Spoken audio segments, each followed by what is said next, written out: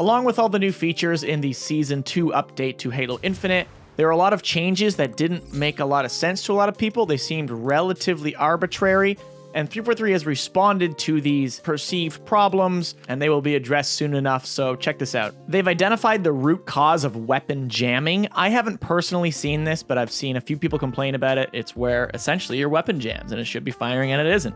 So they have found the root cause of that and are fixing that. A good bunch of these fancy skill jumps, these hidden skill jumps that people have discovered on maps, were suddenly taken away without warning. Now, I can at least understand from a dev side why they do this, why they would want to create these more uniform maps for all types of play style.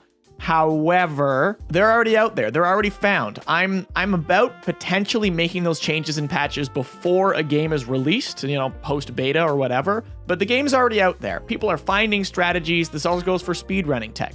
People are finding these cool things, and it's becoming part of the map as that information spreads, and it's just really cool to watch. To take that away, that's rough. Again, I'm going to say it one more time, because I think it's worth repeating that I do believe more that makes more sense pre-launch, but once it is out there, once the game is launched, let the game flourish. So 343 have brought back the following jumps: key door and house panel on live fire, double doors, both sides on Bazaar, the P-side edges with adjustment on Aquarius, and the pizza jump on Streets. If you don't know what that means, don't worry too much about it. You can Google it. I'm sure you'd see other videos of people showing off those tricks, but they're pretty cool. I can't do them. I suck. In the case of the Aquarius P-side edge jumps, there's some slight adjustment to support their gameplay more officially. So it seems like more players will be able to do it, or it'll look more official or something to that effect. Yeah, they've added some pipes to more clearly indicate the collision mechanics. I think that's kind of cool.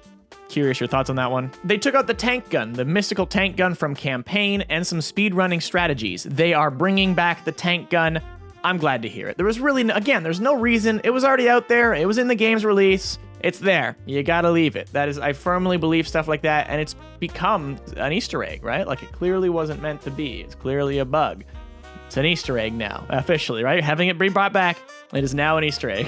However, they state that some of the skips and speedrunning tricks and tactics that have been discovered are more complicated to fix because they're intertwined with their work on co-op. So they're trying to identify how they can readjust some of these things, but something tells me not all of these will make a return. Along with this, they have some PC stability improvements. The equipment pods that drop down in Last Spartan Standing won't just be invis and overshield anymore. They will also have equipment. I am so for that. You never see equipment used in Last Spartan Standing, and it just makes the game so much more fun. That's Halo Infinite. Like, come on.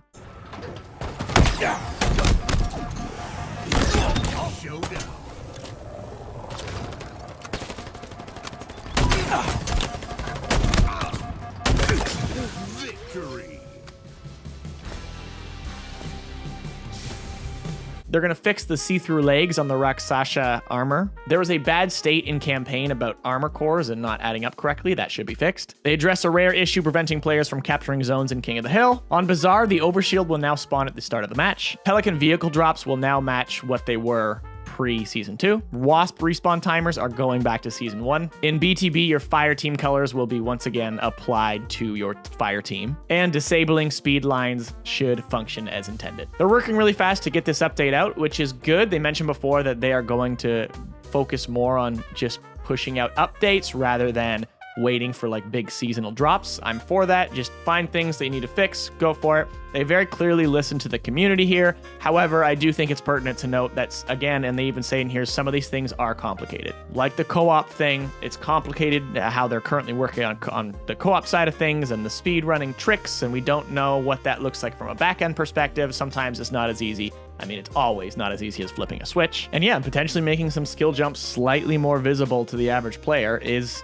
interesting to me. As long as they're still hard to do, it sounds like they will be, but show them visually. I mean, I think I'm okay with that. That seems like a nice middle ground. I still can't do them. Doesn't matter what they look like. Doesn't matter you put pipes there, I still won't be able to make those jumps, you know? Let me know your thoughts in the comments below, and I will catch you next video.